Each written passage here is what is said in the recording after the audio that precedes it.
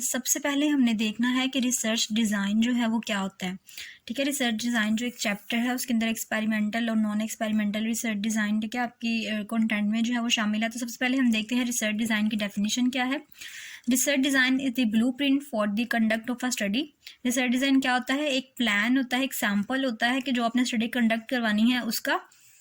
That मैक्सिमाइजेस control over factors, जो कि maximum control जो है वो प्रोवाइड करता है उन फैक्टर्स के ऊपर जो कि that could interfere with the studies desired outcome. यानी आपने स्टडी करनी है, आपको कुछ आउटकम्स चाहिए, लेकिन उस आउटकम में जो फैक्टर्स जो हैं वो इंटरफेयर कर सकते हैं उनके ऊपर मैक्सिमम कंट्रोल जो प्रोवाइड करता है वो क्या है? आपका रिसर्च डिज़ाइन है। ठीक है, रिसर्च डिज़ाइन क्या है?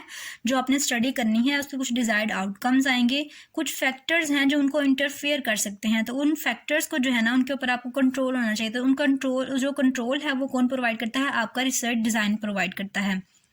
सेकेंड डेफिनेशन है किसकी है कि research design is a plan how when and where, यानी कब, क्यों और कैसे जो है वो कहाँ पे आपने डाटा जो है उसको कलेक्ट करना है, उसको एनालाइज करना है, उसके बारे में भी डिटेल इन्फॉर्मेशन जो है वो आपका रिसर्च डिज़ाइन देता है आपको। नेक्स्ट हमारे पास आ जाता है कि पर्पजेज ऑफ रिसर्च डिज़ाइन जो है वो कौन कौन से हैं। अच्छा जी, नेक्स्ट था कि कर्लिंगर के अकॉर्डिंग जो थे ना रिसर्च डिज़ाइन के कुछ पर्पजेस होते हैं। वो पर्पजेस कौन कौन से? सबसे पहले कि आपने जो रिसर्च क्वेश्चंस होते हैं उनके आंसर्स प्रोवाइड करने होते हैं। नेक्स्ट कि आपने वेरिएंस को कंट्रोल करना होता है। वेरिएंस क्या होता है कि जितना भी एरर का मार्जिन होता है उसको हम कहते हैं वेरिएंस है। वेरिएंस को कंट्रोल करने के लिए और रिसर्च क्वेश्चन का आंसर जो है उसको प्रोवाइड करने के लिए, तो इस तरह से जो है वो हम रिसर्च डिज़ाइन जो है वो बनाते हैं। नेक्स्ट हमारे पास आ जाता है फैक्टर्स जो कि रिसर्च डिज़ाइन को इफेक्ट करते हैं। ठीक है, फैक्टर्स जो कि रिसर्च डिज़ाइन की सिलेक्शन को जो है वो इफेक्ट करते हैं। वो कौन कौन से फैक्टर्स होते हैं? सबसे पहले आता है कि नेचर ऑफ द प्रॉब्लम, जो आपने प्रॉब्लम स्टेटमेंट जो है वो डिफाइन किया, उसकी नेचर किस तरह की है। ठीक है, स्टडी आप कर रहे हैं उसका क्या पर्पस है, ये चीज़ इफेक्ट करती है। इसके अलावा जो रिसर्चर है उसके पास कितना नॉलेज है, उसके पास कितना एक्सपीरियंस है, ठीक है, उसका इंटरेस्ट या मोटिवेशन लेवल कितना है, ये चीज़ डिपेंड करती है रिसर्च डिज़ाइन पे। इसके अलावा ये रिसर्च डिज़ाइन के सिलेक्शन पे, इसके अलावा एथिक्स और कुछ प्रिंसिपल्स होते हैं जिनको हमें मद्देनजर रखना पड़ता है। कुछ रिसर्च डिज़ाइन जो होते हैं फिर उसकी बेस में हम सेलेक्ट करते हैं। पार्टिसिपेंट्स हमारे अगर तो लार्ज क्वांटिटी में है तो फिर हम क्वालिटेटिव डिज़ाइन जो है वो सिलेक्ट करते हैं। अगर हमारे पास पार्टिसिपेंट स्मॉल हैं तो फिर हम क्वांटिटेटिव डिज़ाइन सेलेक्ट करते हैं। ठीक है, इसके अलावा हमारे पास जितने रिसोर्सेज होते हैं वो इस चीज़ पर डिपेंड करता है कि हम कौन सा रिसर्च डिज़ाइन जो है वो सिलेक्ट करने लगे हैं। टाइम पे डिपेंड करता है और पॉसिबल कंट्रोल कितना है हमारा एक्सट्रेनियस वेरिएबल्स के ऊपर। एक्सट्रेनियस वेरिएबल्स इस तरह के वेरिएबल्स होते हैं जो कि हमारी स्टडी का पार्ट तो नहीं होते, लेकिन फिर भी उनका समहाउ कुछ इफेक्ट होता है हमारी स्टडी के ऊपर। तो एक्सट्रेनियस वेरिएबल्स जो हैं उनके ऊपर हमारा कितना को कंट्रोल है, ये चीज़ भी जो है वो डिपेंड करती है रिसर्च डिज़ाइन की सिलेक्शन में। तो ये सारे फैक्टर्स हैं जो कि रिसर्च डिज़ाइन की सिलेक्शन के ऊपर जो है वो इफेक्ट करते हैं। नेक्स्ट हमारे पास है कि रिसर्च डिज़ाइन की जो टाइप्स होती हैं वो कौन कौन सी हैं। जो हमारी बुक है उसके अंदर थोड़ी सी कंफ्यूजिंग टाइप्स जो हैं वो लिखी हुई हैं, तो आप इस तरह से जो है वो टेबल एक ड्रॉ करके तो फिगर इसके थ्रू आप याद कर सकते हैं।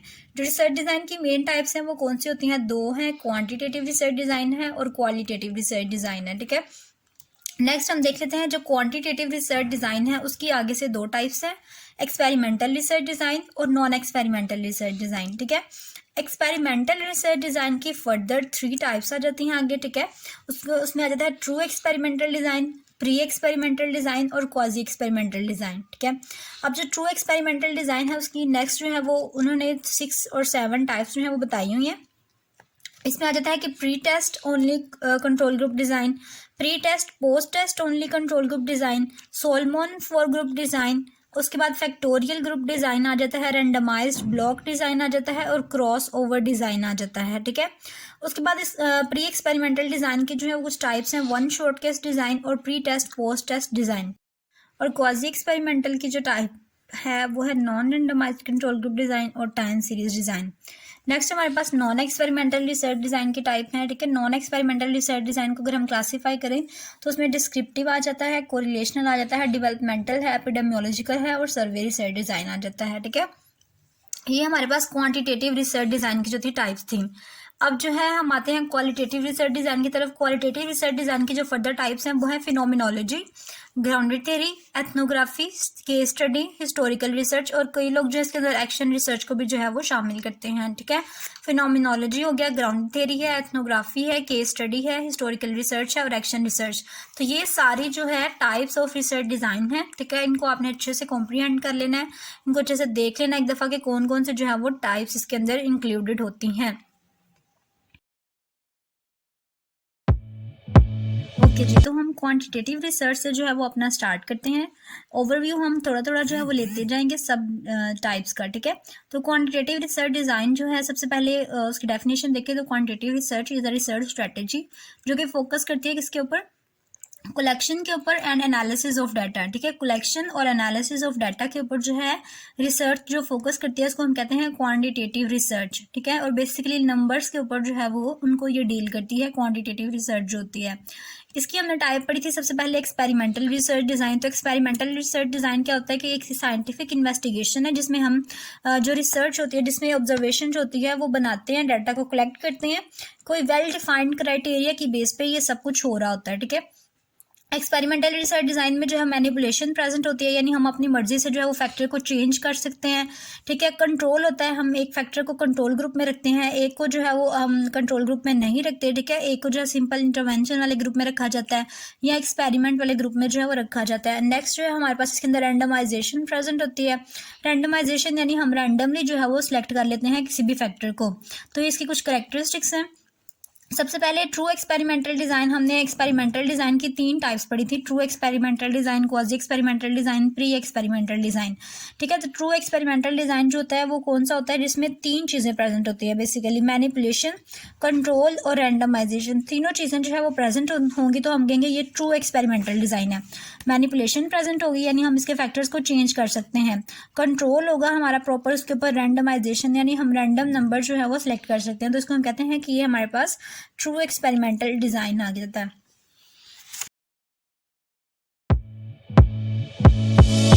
अच्छा जी, हमने जो ट्रू एक्सपेरिमेंटल डिज़ाइन की कुछ टाइप्स पढ़ी थी, तो उसमें सबसे पहले हम देखते हैं कि post test only control group design क्या होता है। Post test only control group design में क्या होता है कि 2 ग्रुप्स होते हैं। ठीक है, एक कंट्रोल ग्रुप होता है, एक एक्सपेरिमेंटल ग्रुप होता है।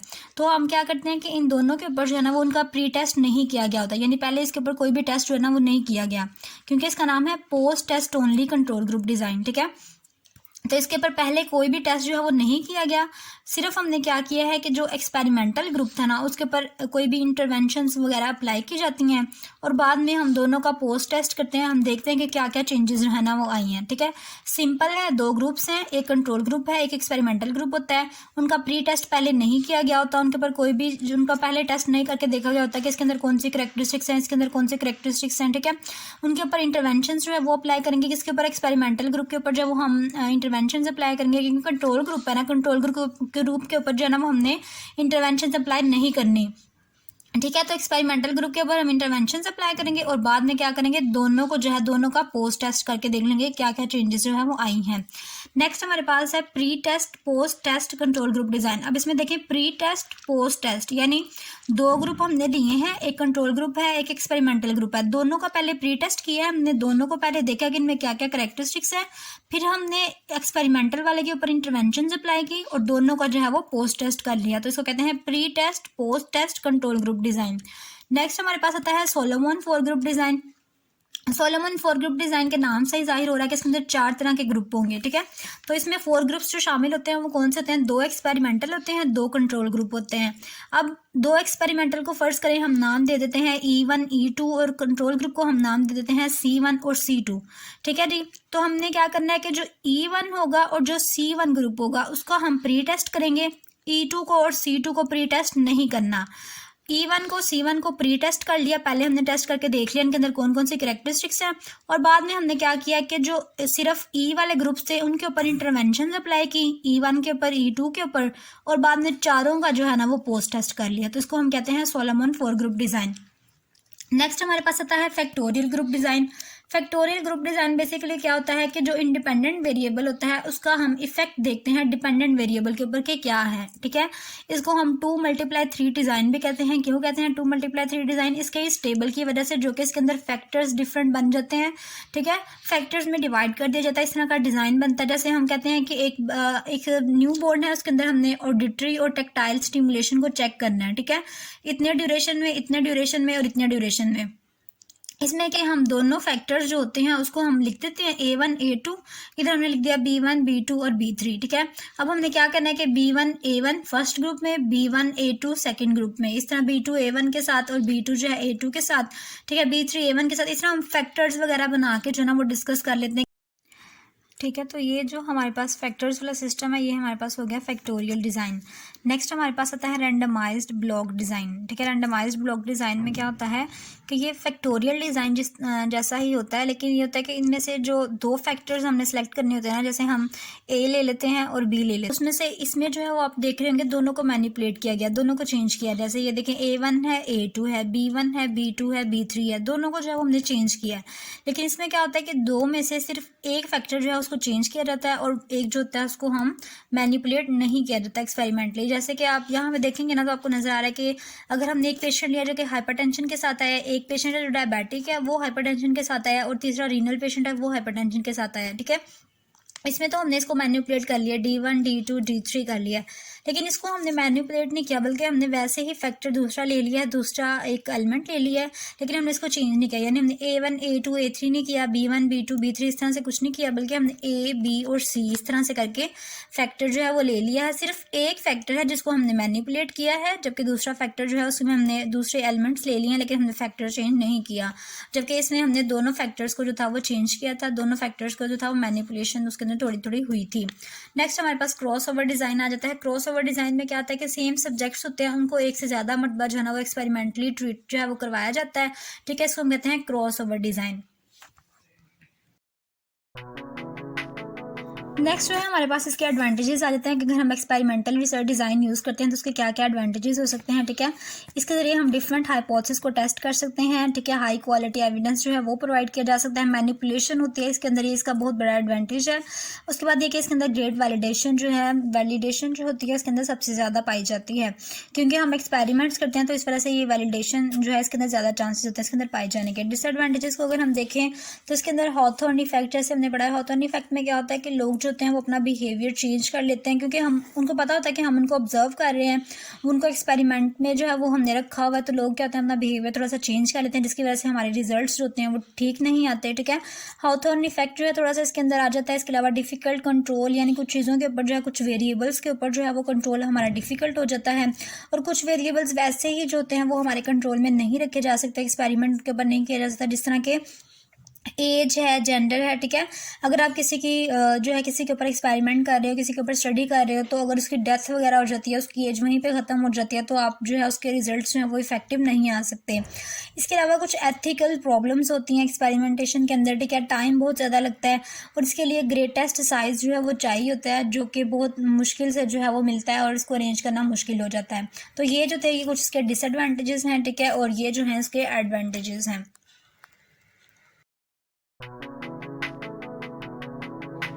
नेक्स्ट हमारे पास आ जाता है क्वाजी एक्सपेरिमेंटल। क्वाजी एक्सपेरिमेंटल को क्वाजी इस वजह से कहते हैं क्योंकि जो ट्रू एक्सपेरिमेंटल होता है उससे ये थोड़ा सा डिफरेंट होता है, ठीक है। यानी इसकी कुछ क्वालिटीज़ होती हैं वो एक्सपेरिमेंटल जैसी होती हैं, लेकिन कुछ क्वालिटीज़ होती हैं वो डिफरेंट होती हैं। जैसे कि जो हमने ट्रू एक्सपेरिमेंटल पढ़ा था ना, उसमें हमने पढ़ा था मैनिपुलेशन भी होती है, रैंडमाइजेशन भी होती है और कंट्रोल प्रेजेंट होता है। इसमें क्या होता है, मैनिपुलेशन तो प्रेजेंट होती है, लेकिन रैंडमाइजेशन और कंट्रोल में से कोई एक फैक्टर जो है ना वो प्रेजेंट होता है और एक फैक्टर मिस होता है। इसको हम कहते हैं क्वाजी एक्सपेरिमेंटल, यानी थोड़ा सा एक्सपेरिमेंटल जैसा है, लेकिन इसके अंदर एक चीज़ जो है वो चेंज है कि रैंडमाइजेशन और कंट्रोल में से कोई एक चीज़ जो है वो प्रेजेंट होगी और एक चीज़ मिस होगी, ठीक है। इसकी हमने जो टाइप्स पढ़ी थी, सबसे पहले आता है non randomised control group design.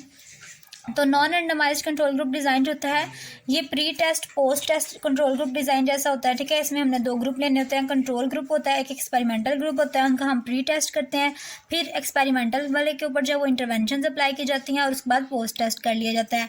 Next जो टाइप हमने इसकी पढ़ी थी क्वाजी एक्सपेरिमेंटल की, टाइम सीरीज डिज़ाइन पढ़ी थी। टाइम सीरीज डिज़ाइन में क्या होता है कि हम एक इंटरवेंशन का इफेक्ट जो है वो मैयर करते हैं over the period of time, यानी थोड़े थोड़े टाइम के बाद जो है वो हम एक इंटरवेंशन जो हमने की होती है उसका इफेक्ट मैयर करते रहते हैं, इसको हम कहते हैं टाइम सीरीज डिज़ाइन, ठीक है। जो क्वाजी एक्सपेरिमेंटल डिज़ाइन है उसके एडवांटेजेस और डिसएडवांटेजेस को देख लेते हैं। एडवांटेजेस में आता है कि मोर प्रैक्टिकल है, मोर फिजिबल है, ठीक है, और ज़्यादा ब्रॉडर स्टडी जो है वो हम इसके थ्रू कर सकते हैं। और डिसएडवांटेजेस में क्या आता है कि इसके रिजल्ट्स जो होते हैं वो लेस कंक्लूसिव होते हैं, इतने जो है वो कंक्लूजन नहीं कोई निकलता इतना खास, ठीक है। और इनका जो एक्सट्रेनियस वेरिएबल, जिस तरह हमने पहले पढ़ा था कि variables you are not interesting, ठीक है, जो आप स्टडी नहीं कर रहे लेकिन जो अफेक्ट कर सकते हैं आपकी रिसर्च स्टडी को, तो उनको हम कहते हैं एक्सट्रेनियस वेरिएबल। तो एक्सट्रेनियस वेरिएबल जो होते हैं इनके ऊपर हमारा कोई कंट्रोल नहीं होता इस स्टडी डिज़ाइन में, तो ये एक इसका डिसएडवांटेज है।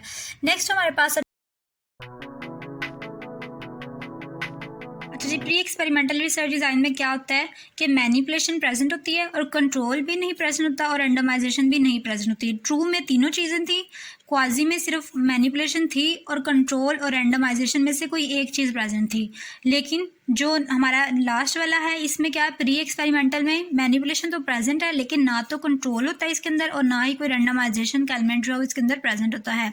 इस वजह से इसको कहते हैं कि बहुत वीक डिज़ाइन होता है, ठीक है। इसकी टाइप्स जो हमने पढ़ी थी, वन शॉर्ट केस डिज़ाइन, इसमें क्या कहते हैं कि एक ग्रुप लिया जाता है, उसके ऊपर ट्रीटमेंट करते हैं, उसके ऊपर इंटरवेंशंस करते हैं, बाद में उसको ऑब्जर्व कर लिया जाता है। और नेक्स्ट हमने इसकी टाइप पढ़ी थी one group pre test post test design, तो सेम वैसा है कि एक ग्रुप लिया जाता है, ठीक है। एक्सपेरिमेंटल ग्रुप होता है वो उसके ऊपर प्री टेस्ट करते हैं, ठीक है। पहले उसको प्री टेस्ट करने के बाद हमने इंटरवेंशन अप्लाई की और बाद में उसका पोस्ट टेस्ट करके देख लेते हैं कि क्या रिजल्ट्स आए हैं। तो ये है one group pre test post test design. Pre experimental group design के जो एडवांटेजेस डिसएडवांटेजेस हैं, एडवांटेजेस में आ जाता है कि वेरी सिंपल होता है, कन्वीनियंट होता है, ठीक है, जो भी बिगनर्स होते हैं उनके लिए सूटेबल होता है। और डिसएडवांटेजेस में आता है कि बहुत वीक डिज़ाइन है, जैसे हमने पहले पढ़ा कि इसके अंदर ना तो कंट्रोल ग्रुप प्रेजेंट होता है और ना ही जो है वो रैंडमाइजेशन का प्रोसेस होता है इसके अंदर, तो इस वजह से ये एक वीक डिज़ाइन है। और जो रिसर्च के दूसरे फैक्टर्स होते हैं उनके ऊपर इसका बहुत कम जो है वो कंट्रोल होता है, तो ये इसका डिसएडवांटेज है। नेक्स्ट हमारे पास रहता है नॉन एक्सपेरिमेंटल रिसर्च डिज़ाइन। अभी तक हमने सारे एक्सपेरिमेंटल रिसर्च डिज़ाइन को जो है वो डिस्कस किया है। अब हम जो है वो डिस्कस करेंगे non experimental research design. Non experimental research design जो है वो एक्सपेरिमेंटल रिसर्च डिज़ाइन से बिल्कुल ऑपोजिट है, ठीक है।